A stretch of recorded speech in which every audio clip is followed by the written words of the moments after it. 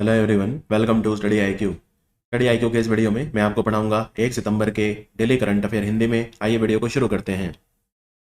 केंद्रीय मंत्रिमंडल ने पूर्वोत्तर क्षेत्र की राज्य सरकारों की नॉर्थ ईस्टर्न रीजन में हाइड्रो इलेक्ट्रिक परियोजनाओं के विकास में उनकी इक्विटी भागीदारी के लिए केंद्रीय वित्तीय सहायता प्रदान करने के लिए विद्युत मंत्रालय के प्रस्ताव को मंजूरी दी है।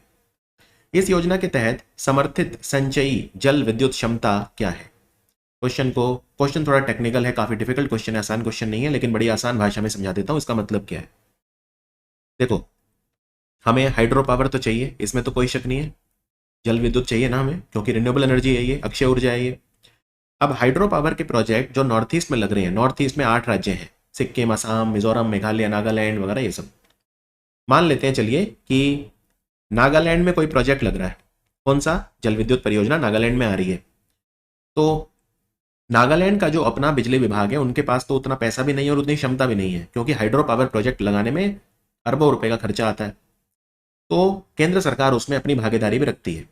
तो मान लेते हैं नागालैंड सरकार जो है, उनके अंतर्गत एक कंपनी आती है जिसका नाम है नागालैंड हाइड्रो पावर, और सेंट्रल गवर्नमेंट की कंपनी है NHPC, national hydro power corporation. तो ये मिलकर लगा रहे हैं प्रोजेक्ट। नागालैंड में कोहिमा में जो है एक प्रोजेक्ट लग रहा है, हाइड्रो पावर प्रोजेक्ट। ये जो प्रोजेक्ट है, इसको लगाने में खर्चा आएगा 5,000 करोड़ रुपए, और इसमें 50-50 दोनों का हिस्सा है। यानी एनएचपीसी का जो हिस्सा है वो है 5,000 करोड़ का आधा, 50%, यानी 2500 करोड़ रुपए इसमें लगाएगा एनएचपीसी, और बाकी 50% यानी 2500 करोड़ इसमें लगाएगी नागालैंड का जो जल विद्युत डिपार्टमेंट है। अब लेकिन दिक्कत इसमें यह है कि जो भी ये भागीदारी में जो प्रोजेक्ट लगते हैं, इनमें 2500 करोड़ एनएचपीसी के लिए कोई बड़ी चीज नहीं है, लेकिन नागालैंड का जो बिजली विभाग है उनके लिए 2500 करोड़ बहुत बड़ा एक अमाउंट है, और दोनों का 50-50% इसमें हिस्सा है।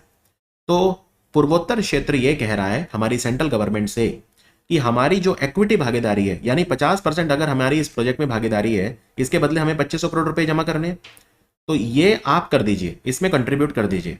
तो हमारी जो इक्विटी भागीदारी है, यहां पे कितनी इक्विटी है नागालैंड की बिजली विभाग की? 50%। उसके बदले में आप केंद्रीय वित्तीय सहायता हमें दे दीजिए, ये 2500 करोड़ हमें ना देना पड़े, ऐसा कुछ करिए। तो सरकार कहती है ठीक है, करते हैं, कुछ करते हैं आपके लिए, पूरा तो नहीं देंगे लेकिन कुछ लिमिट लगा दिए। बाकी ये ऐसा जो करके इस योजना, ये जो योजना शुरू की गई है जिसमें सेंट्रल गवर्नमेंट कंट्रीब्यूट करेगी, हमारी जो नॉर्थ ईस्टर्न राज्य हैं उनके बिजली विभागों की इक्विटी भागीदारी के बदले पैसा, इसमें हमारा टारगेट कितना है? हम कितनी हाइड्रो पावर चाहते हैं इस स्कीम के थ्रू? हम चाहते हैं 15,000 मेगावाट।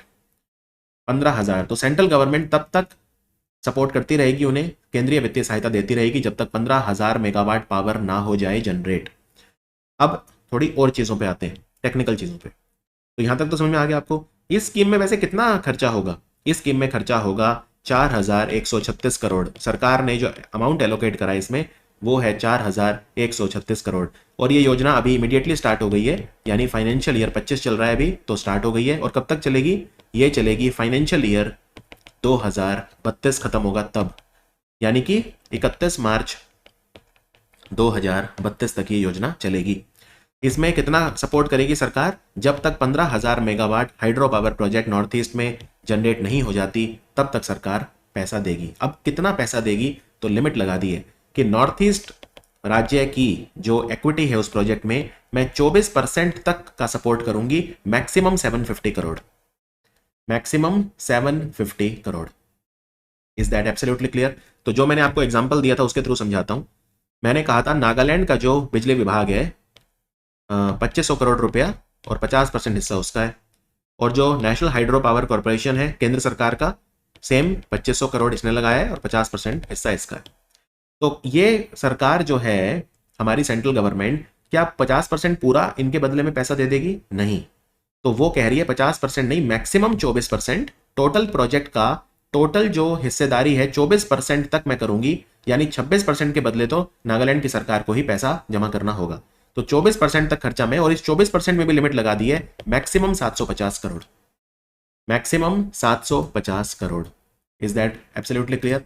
तो 24% या 750 करोड़, जो भी इनमें से कम है, जो भी इनमें से कम है। तो अगर मैं इसमें कैलकुलेट करूं तो 2500 करोड़ का जो है 24% कितना होता है? अगर आप कैलकुलेशन करेंगे तो ये होता है 600 करोड़। 2500 करोड़ का 24% कितना होता है? 600 करोड़। तो इसमें 600 करोड़ कंट्रीब्यूशन जो होगा वो सेंट्रल गवर्नमेंट का होगा, क्योंकि 600 करोड़ या 750 करोड़ जो भी कम है, 600 करोड़ कम है, राइट। और अगर मान लो ये मान लो 4000 करोड़ होता, तो 4000 करोड़ का 24% कितना हो गया? 4000 करोड़ का 24%, तो ये हो गया 960 करोड़। तो तब लेकिन 750 करोड़ कंट्रीब्यूट करती, 24% या 750 करोड़, जो भी इनमें से कम है, और बाकी तो फिर नागालैंड सरकार को ही देना पड़ेगा। अब आपको ये क्वेश्चन एकदम क्लियर हो गया? चलिए अब मैं आपको बताता हूं कि हमारा जो बिजली विभाग है, मिनिस्ट्री ऑफ पावर, वो उसने 3 पोर्टल लॉन्च करे हैं। प्रॉम्प्ट पोर्टल, जल विद्युत डीपीआर और ड्रिप्स, 3 पोर्टल लॉन्च करें। आगे बढ़ते हैं। एग्रीकल्चर इंफ्रास्ट्रक्चर फंड, कृषि अवसंरचना कोष, इसके दायरे के विस्तार को मंजूरी दे दी गई है। इसके माध्यम से नाबार्ड की कौन सी सब्सिडरी कंपनी है जो किसान उत्पादक संगठनों के एआईएफ ऋण गारंटी कवरेज का विस्तार करने वाली है? बहुत ही शानदार सवाल है, अगेन डिफिकल्ट सवाल है, थोड़ा सा आसान भाषा में समझते हैं। पहले आपको देखिए कंसेप्ट क्लियर करने हैं। एग्रीकल्चर इंफ्रास्ट्रक्चर फंड क्या होता है? अब हमारे देश में एक समस्या यह है कि जैसे किसान है वो अपनी फसल काट लेता है, फसल काटने को हार्वेस्ट करना बोलते हैं। किसान ने फसल काट ली अपनी, अब वो फसल काट ली तो उसे कुछ ही हफ्ते या कुछ ही दिनों में बेचनी पड़ती है, वरना फसल खराब हो जाती है। तो ना तो उसके पास वेयर हाउस है कि जहां वो जाके रख दे, वेयर हाउस मतलब गोदाम, ना उसके पास कोल्ड स्टोरेज है, ये सब चीजें उसके पास नहीं है। तो भारत सरकार ने कहा एक काम करते हैं, आपका जो पोस्ट हार्वेस्ट लॉसेज हैं वो कम करते हैं, क्योंकि किसानों को फसल फेंकनी पड़ती है कई बार। तो एक फंड स्टार्ट किया गया, एग्रीकल्चर इंफ्रास्ट्रक्चर फंड। इसमें क्या है? इसमें यह है, ये एग्रीकल्चर इंफ्रास्ट्रक्चर फंड कब स्टार्ट किया था भारत सरकार ने? ये 2020 में शुरू किया था, कोविड के समय में शुरू किया था। कौन से मंत्रालय ने? हमारे कृषि और किसान कल्याण मंत्रालय ने, यानी ministry of agriculture and farmer welfare. इसमें सरकार बोली आप हमसे लोन ले लो, सस्ता लोन, किसानों को बोली आप हमसे सस्ता लोन ले लो। कितना? आप इसमें 2 करोड़ रुपए तक का लोन ले सकते हो, और जो भी उसमें ब्याज होगा उस पर 3% की छूट होगी, यानी 3% इसमें क्या होगा? इंटरेस्ट सबवेंशन, ब्याज में अनुदान मिलेगा, ब्याज में छूट मिलेगी 3%। समझ में आया आपको? तो 2 करोड़ तक का आप ब्याज ले सकते हो। अच्छा, ये फंड कब तक आप इसका लाभ ले सकते हो? तो ये योजना चलेगी 2025-26 तक, यानी तब तक आप इसका लाभ ले सकते हो। और आप जो भी लोन लोगे उसमें आपको ये ब्याज अनुदान तभी मिलेगा जब मैक्सिमम 7 साल के लिए लोगे। 7 साल से ज्यादा का लोन आप नहीं ले सकते, यानी जो मैक्सिमम पीरियड है लोन का वो 7 साल होगा, राइट। और इंटरेस्ट सबवेंशन आपको 7 साल तक ही मिलेगा, उससे ज्यादा नहीं। तो 2025-26 तक ये योजना चलेगी, और ये है एग्रीकल्चर इंफ्रास्ट्रक्चर फंड। अब क्वेश्चन पे आते हैं।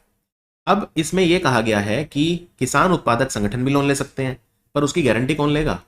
अब देखिए, एग्रीकल्चर इंफ्रास्ट्रक्चर फंड में लोन जो है वो कौन देता है? बैंक्स देते हैं भारत के। तो सरकार उनको क्रेडिट गारंटी दे देती है कि अगर किसान आपका लोन नहीं दे पाए, वो नॉन परफॉर्मिंग एसेट बन गया, गैर निष्पादित संपत्ति बन गया, तो हम पे करेंगे। तो बैंक कहते हैं ठीक है, फिर तो कोई दिक्कत नहीं है लोन देने में। तो अब बैंक से किसान उत्पादक संगठन भी इस योजना के तहत लोन ले सकते हैं।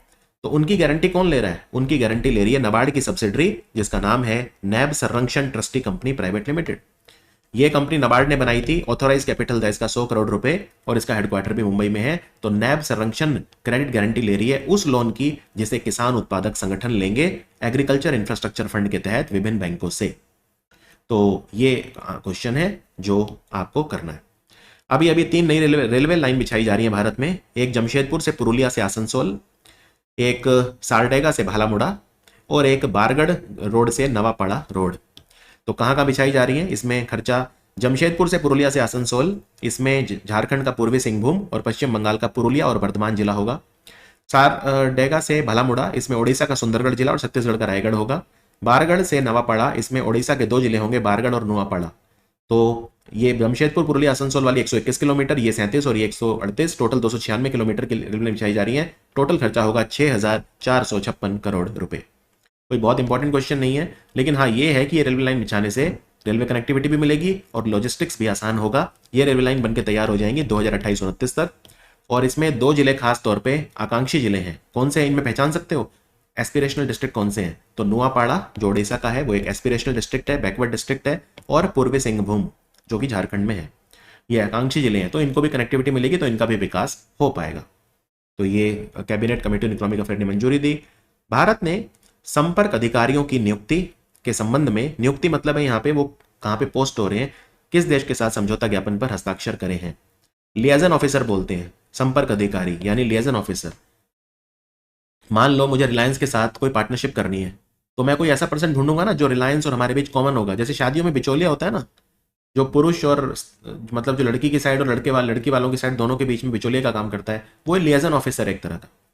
तो लियाजन ऑफिसर मतलब ये होता है कि भाई जो दोनों दो पक्षों को मिलाता है, दो पक्षों को आपस में जोड़ता है। तो लियाजन ऑफिसर जो है भारत और अमेरिका के बीच में, मतलब हमारा कोई अफसर वहां तैनात होगा अमेरिका में और अमेरिका को कोई अफसर भारत में तैनात किया जाएगा, जिससे डिफेंस कॉपरेशन मजबूत हो। अब राजनाथ सिंह अमेरिका गए थे 3 दिनों के लिए, 23, 24, 25, 26, 4 दिनों के लिए गए थे, और ये वहां के रक्षा मंत्री से मिले। ये है वहां के रक्षा मंत्री, इनका नाम है लॉयड ऑस्टिन। इनका नाम है लॉयड ऑस्टिन। अंडरस्टूड। तो क्या क्या बातें हुई, देखो बहुत कुछ हुआ, बहुत कुछ हुआ। जैसे हमने एक एग्रीमेंट करा अमेरिका के साथ जिसका नाम है सोसा, यानी आपूर्ति सुरक्षा व्यवस्था, सिक्योरिटी ऑफ सप्लाईज एग्रीमेंट। ये भारत अमेरिका का 18वां सोसा भागीदार है। इससे पहले 17 कंट्रीज के साथ अमेरिका ने एग्रीमेंट करा हुआ है, हम 18वें भागीदार हैं। फिर भारत को अमेरिका $52.8 मिलियन की डील हुई है सोनो बाय खरीदने की। सोनो बाय पनडुब्बी रोधक डिवाइस होते हैं जो हेलीकॉप्टर में फिट कर दिए जाएंगे, राइट। MH-60 हेलीकॉप्टर, ये भी हमने अमेरिका से खरीदे थे, लॉकहीड मार्टिन कंपनी से। तो ये फिट कर दिए जाएंगे, अमेरिका हमें बेचेगा। तो कहां पे हम भेजेंगे अपना लियाजन ऑफिसर अभी के लिए? अभी हम भेजेंगे फ्लोरिडा। अमेरिका के फ्लोरिडा में हमारा लियाजन ऑफिसर जो है वो तैनात रहेगा। फिर ये भी बात हुई कि भाई अमेरिका से हमें इंजन चाहिए, हमारा जो तेजस विमान है उनमें फिट करने के लिए। इन इंजन का नाम क्या है? इनका नाम है GE F414। तो GE F414 जो इंजन है, इन्हें अमेरिका की कंपनी जनरल इलेक्ट्रिक बनाती है और भारत में बनाने के लिए एग्री कर गया अमेरिका। ये विमान में फिट किए जाएंगे तेजस मार्क 2 में। फिर एक बात यह भी हुई कि एक कंबाइंड मैरीटाइम फोर्सेस होता है जिसको अमेरिका लीड करता है। 46 कंट्रीज ऐसे हैं जो इसके मेंबर हैं, कंबाइंड मैरीटाइम फोर्सेस। इनमें 46 कंट्रीज की नेवी है, मिलके काम करती है। तो उसमें उनका हेडक्वार्टर बहरेन में है। तो यहां पे भी हमारे भारत के जो नेवी ऑफिसर हैं बहरेन जाएंगे और वहां पे तैनात रहेंगे। तो इस तरह की सारी बातें हुई। कुछ और बातें भी हुई, जैसे फॉर एग्जाम्पल अमेरिका से हम बंदूक खरीद रहे हैं। अमेरिका से हम कौन सी बंदूक खरीद रहे हैं? ये जो बंदूक है इनको बोलते हैं, अमेरिका की कंपनी है सिग सार। अमेरिका की कंपनी सिग सार ने इन बंदूकों को बनाया है। तो 73,000 के आसपास हम ये बंदूकें खरीद रहे हैं। इनका नाम है सिग 716 पेट्रोल असॉल्ट राइफल्स। ये 500 मीटर यानी आधा किलोमीटर तक मार सकती हैं शत्रु को। तो ये सब बातें वहां पे हुई। CISF का डायरेक्टर जनरल कौन बना है? CISF क्या करती है? हमारी महारत्न नवरत्न कंपनियों वगैरह की रक्षा करती है, सरकारी बिल्डिंग्स की रक्षा करती है, पार्लियामेंट की रक्षा करती है, दिल्ली मेट्रो की रक्षा करती है, दिल्ली एयरपोर्ट यानी हमारे भारत के जितने भी एयरपोर्ट है उनकी रक्षा करती है। ये सब काम CISF करती है। तो कौन बना है इसका डायरेक्टर जनरल? ये बने हैं राजविंदर सिंह भट्टी जी। राजविंदर सिंह भट्टी ये बने हैं। CISF कब बना था? 1969 में बना था और ये गृह मंत्रालय के अधीन काम करता है। निम्नलिखित में से किस मंत्रालय ने पंजीकृत वाहन स्क्रैपिंग सुविधाओं और स्वचालित परीक्षण स्टेशनों के नेटवर्क के माध्यम से अनुपयुक्त प्रदूषणकारी वाहनों को चरणबद्ध तरीके से हटाने के लिए एक पारिस्थितिकी तंत्र बनाने के लिए स्वैच्छिक वाहन आधुनिकीकरण कार्यक्रम शुरू करा है? बहुत ही डिफिकल्ट सवाल है, लेकिन मैं आपको बड़ी आसान भाषा में समझा दूंगा ये क्या कह रहे हैं। देखो, आपकी गाड़ी की एक सीमा है। जैसे मैं दिल्ली की बात करता हूं, दिल्ली में रहता हूं तो दिल्ली की बात करता हूं। दिल्ली NCR मतलब दिल्ली और उसके आसपास के जो इलाके हैं, जैसे गुड़गांव, फरीदाबाद, नोएडा, सोनीपत वगैरह, ये सब दिल्ली NCR में आते हैं। दिल्ली में अगर आपके पास एक डीजल की गाड़ी है तो आप उसे 10 साल यूज कर सकते हैं, उससे ज्यादा नहीं। और पेट्रोल की गाड़ी है तो आप 15 साल यूज कर सकते हैं, उससे ज्यादा नहीं। अब आप कहोगे सर 10 साल के बाद क्या करूं उस गाड़ी का? मैंने 10 लाख की गाड़ी ली, अब क्या करूं? क्या करोगे? उसे लोहे के भाव बेच दो, रद्दी वाले को दे दो। इसे स्क्रैपिंग कहा जाता है। क्या कहा जाता है इसे? स्क्रैपिंग। स्क्रैपिंग में क्या करते हैं, वो गाड़ी एकदम बेकार हो गई है, 10 साल हो गए, अब उसको जो है कई लोग क्या करते हैं दिल्ली के बाहर जाके बेच देते हैं, क्योंकि दिल्ली के बाहर तो डीजल की गाड़ी 15 साल चल सकती है, दिल्ली में ही तो 10 साल है, तो वहां सस्ती बेच देते हैं, दूसरे राज्यों में जाके बेच देते हैं। तो दिल्ली वाला कोई जाके वहां बेचाएगा, साउथ में बेचाएगा, तमिलनाडु वगैरह में, ये सब चलता है। खैर, एक तो वो ऑप्शन है बेच दो। लेकिन मान लो 10 साल हो गए, अब क्या करोगे? अब आप उसको स्क्रैप करोगे। स्क्रैप में आप रद्दी वाले के पास जाओगे, वो स्पेशल रद्दी वाले होते हैं गाड़ियों के लिए, मैं उन अखबार वाले रद्दी वालों की बात नहीं कर रहा हूं। तो वो क्या करेंगे, गाड़ी को उसके सारे पुर्जों में वो कर देंगे और आपको एक अच्छा खासा दाम उसका मिल जाएगा। अब आप क्यों करोगे? कई लोग क्या करते हैं, उनकी गाड़ी एक्सपायर हो जाती है फिर भी चलाते रहते हैं।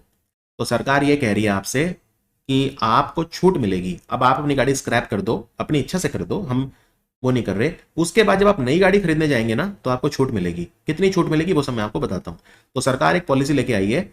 सरकार ने कहा पहले तो हम जो ये स्क्रैप फैसिलिटी है इनको बढ़ा रहे हैं। अभी भारत में कितने रजिस्टर्ड व्हीकल स्क्रैपिंग फैसिलिटीज हैं? तो 60 के आसपास हैं भारत के 17 राज्यों में। और ऑटोमेटेड टेस्टिंग स्टेशन कितने हैं? तो वो 75 के आसपास हैं। तो ये कम है।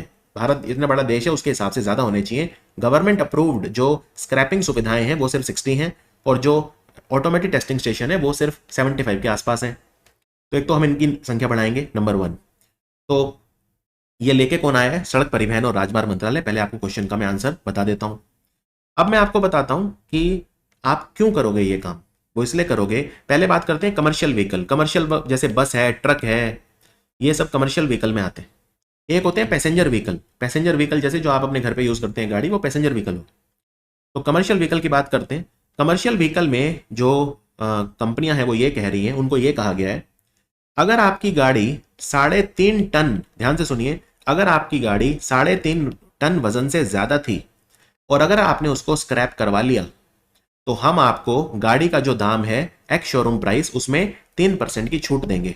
तो ये आपको फायदा हो गया।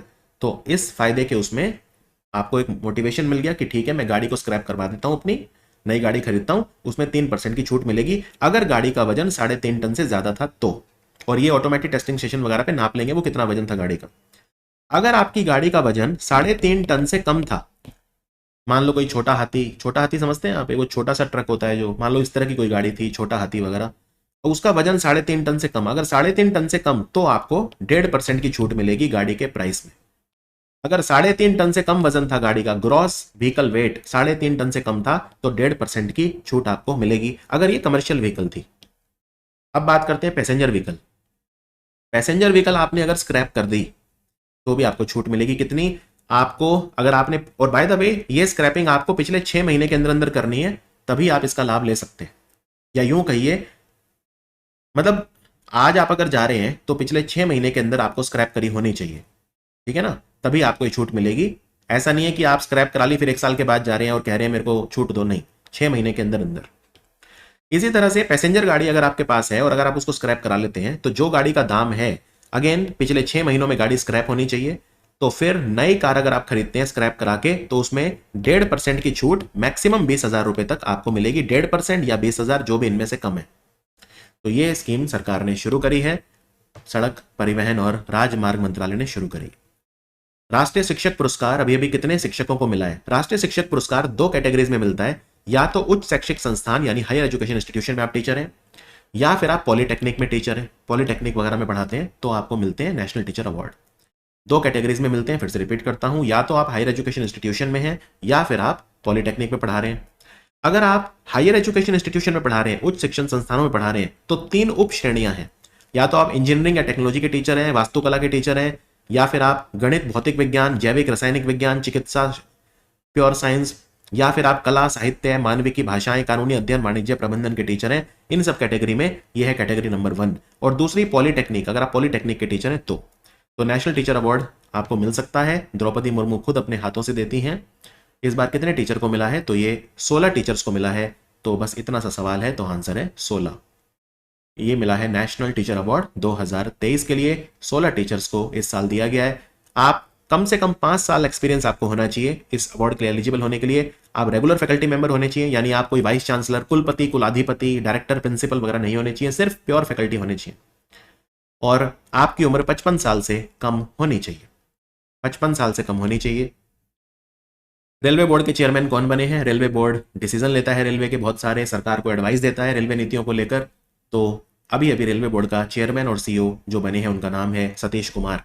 और ये पहले शेड्यूल कास्ट या दलित समुदाय के व्यक्ति हैं जो रेलवे बोर्ड के चेयरमैन बने हैं, इसलिए ये पोजीशन और ज्यादा इंपॉर्टेंट हो जाती है। हमारी 75 साल की आजादी में ये फर्स्ट है शेड्यूल कास्ट या दलित समुदाय से जो रेलवे बोर्ड के चेयरमैन बने हैं। इनका नाम है Satish Kumar. Indian council of medical research fund कर रही है, पैसा दे रही है। डेंगू वैक्सीन जो है उसके फेज 3 क्लिनिकल ट्रायल चल रहे हैं। दवाई का नाम है डेंजियोल। तो डेंजियोल का ट्रायल कौन सी कंपनी कर रही है? ये दवाई बनाई किसने है? पहले कंसेप्ट पे आते हैं। डेंगू फैलता है वायरस से, जिसको डेंगू वायरस बोलते हैं। इस वायरस को लेके जो मच्छर उड़ता है उसको बोलते हैं एडिस इजिप्टी। उसे एडिस इजिप्टी कहा जाता है उस मच्छर को। और डेंगू बहुत ही भयानक बीमारी है, बहुत लोग उससे मरते हैं। तो एक इंस्टीट्यूट है अमेरिका में, नेशनल इंस्टीट्यूट ऑफ हेल्थ, राष्ट्रीय स्वास्थ्य संस्थान अमेरिका में है, नेशनल इंस्टीट्यूट ऑफ हेल्थ। किसने दवाई बनाई जिसका नाम है डेंजियोल, और लाइसेंस इसको बनाने का एक इंडियन कंपनी को दे दिया, पनाशिया बायोटेक, यानी जो पेटेंट दे दिया वो पनाशिया बायोटेक को दे दिया। तो पनाशिया बायोटेक जो कंपनी है वो भारत में इसका निर्माण कर रही है और ट्रायल कर रही है। इस प्रोजेक्ट को Indian council of medical research fund कर रहा है। कर्नाटक के कारवार नौसेना बेस में भारत की सबसे बड़ी रक्षा अवसंरचना परियोजना प्रोजेक्ट सी बर्ड के महानिदेशक कौन बने हैं? बहुत शानदार सवाल है। आंसर है वाइस एडमिरल राजेश धनखड़। तो पहले सवाल को समझते हैं। देखिए, बात यह हुई कि हमें जो खतरा है पाकिस्तान से है, ऑब्वियसली चाइना से हमें खतरा है, लेकिन समुद्री खतरा नहीं है। इनफैक्ट चाइना हमारी सब ज्यादा डरता है नेवी से, क्योंकि जितने भी जहाज चाइना की तरफ जाते हैं, दक्षिण चीनी सागर में जो जाते हैं, वो स्टेट ऑफ मलक्का से होकर जाते हैं, और अंडमान निकोबार में हम अपने जहाज तैनात करके चाइना में सारा ट्रैफिक रोक सकते हैं। खतरा चाइना को हमसे है, नौसेना को लेकर, लेकिन हमें पाकिस्तान की नेवी से खतरा है, क्योंकि जो स्ट्रेट ऑफ हॉर्मुज वगैरह से ट्रैफिक आता है उसको पाकिस्तान रोक सकता है। कहने का मतलब यह है, हमारा जो पश्चिमी तट है भारत का, पश्चिमी तट जिसमें गुजरात, कर्नाटक, महाराष्ट्र, जिसमें केरल, वहां पे एक नेवल बेस होना चाहिए बहुत ही बड़ा। तो पूरे भारत देश का सबसे बड़ा नेवल बेस बन रहा है कौन सा? कारवार। कारवार एक जगह है कोस्टल कर्नाटका में, तो कारवार में भारत का सबसे बड़ा नेवल बेस बन रहा है। ठीक है, इस नेवल बेस का नाम क्या है? आईएनएस कदंबा। आईएनएस कदंबा। तो ये कारवार नेवल बेस जो सबसे बड़ा बन रहा है, कौन से प्रोजेक्ट के तहत बन रहा है? प्रोजेक्ट सी बर्ड। ये पुराना प्रोजेक्ट है, 1986 में राजीव गांधी ने अप्रूव करा था।